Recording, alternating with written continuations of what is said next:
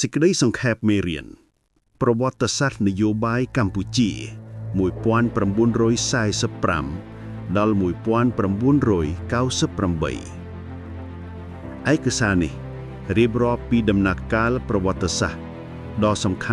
ន់របស់កម្ពុជាក្រោយសម័យអាណានិគមបារាំងរហូតដល់ការរកឃើញសន្តិភាពពេញលេញ 1. សម័យព្រះអង្គម្ចាស់សីហនុ1946ដល់1970គោលបំណងសំខាន់រក្សានៅអព្យាក្រឹតយភាពមិនចូលខាងណាមួយនិងបូរណភាពទឹកដីរបស់កម្ពុជាក្នុងអំឡុងពេលនៃសង្គ្រាមត្រជាក់ជម្លោះរវាងសហរដ្ឋអាមេរិកនិងសហភាពសូវៀតចិនការគំរាមកំហែងព្រះអង្គបានព្យាយាមទប់ទល់នឹងការគំរាមកំហែងផ្ទៃក្នុងពីខ្មែរក្រហមនិងការជ្រៀតជ្រែកពីកងកម្លាំងវៀតកុងវៀតណាមខាងជើងដែលបានប្រោសប្រាក់ទឹកដីកម្ពុជានយោបាយការបរទេសព្រះអង្គបានព្យាយាមរកជំនួយនិងតុល្យភាពអំណាចដោយផ្ដើមទំនាក់ទំនងជាមួយទាំងប្លុកខាងលិចសហរដ្ឋអាមេរិក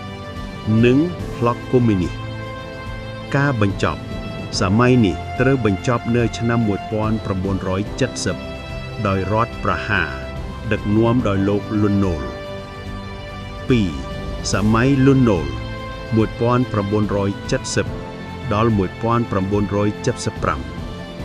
លក្ខណៈរបបជារបបសាធារណរដ្ឋខ្មែរដែលត្រូវបានបង្កើតឡើងភ្លាមក្រោយការទម្លាក់ព្រះសីហនុសង្គ្រាមស៊ីវិល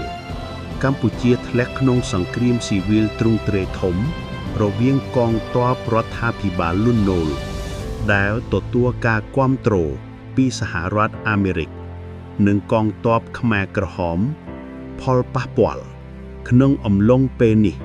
អាមេរិកបានទម្លាក់គ្រាប់បាល់យ៉ាងខ្លាំងនៅតំបន់ជនបទកម្ពុជាដើម្បីកំទេចកងទ័ពវៀតកុងដែលធ្វើឲ្យប្រទេសរងការខូចខាតធ្ងន់ធ្ងរការបាក់រលំ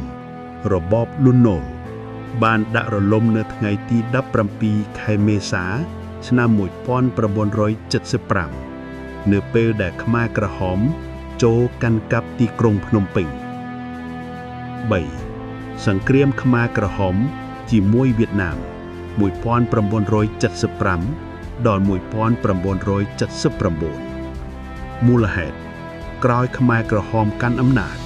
របបកម្ពុជាប្រជាធិបតេយ្យជម្លោះដ៏តានតឹងរវាងខ្មែរក្រហមនិងវៀតណាមបានផ្ទុះឡើងខ្លាំងដោយសារជម្លោះព្រំដែននិងមនោគមនវិជ្ជាការវាយលុកកងទ័ពខ្មែរក្រហមបានវាយប្រហារចូលតំបន់ព្រំដែនវៀតណាមជាច្រើនលើកការបាក់រលំរបបនៅចុងឆ្នាំ1978កងទ័ពវៀតណាមបានវាយលុកចូលប្រទេសកម្ពុជាហើយបានទម្លាក់របបខ្មែរក្រហមនៅថ្ងៃទី7ខែមករាឆ្នាំ1979 4. សាធារណរដ្ឋប្រជាមានិតកម្ពុជា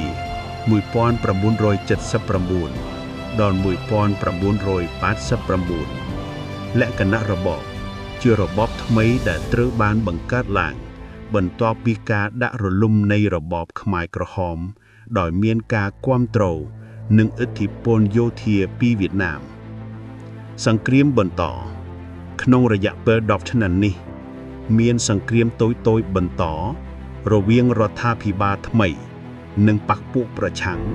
ដែលរួមមានខ្មែរក្រហមនៅតាមតំបន់ព្រំដែនថៃការដកទ័ពនៅឆ្នាំ1989កងទ័ពវៀតណាមបានដកថយចេញពីកម្ពុជាជាជំហានដ៏សំខាន់ឆ្ពោះទៅរកដំណោះស្រាយនយោបាយសន្តិភាព 5. ដំណើរទៅរកសន្តិភាពនិងស្ថិរភាពនយោបាយ1990ដល់1998ដំណាក់កាលចរចាជាដំណើរចរចាគ្នាដើម្បីបញ្ចប់សង្គ្រាមស៊ីវិល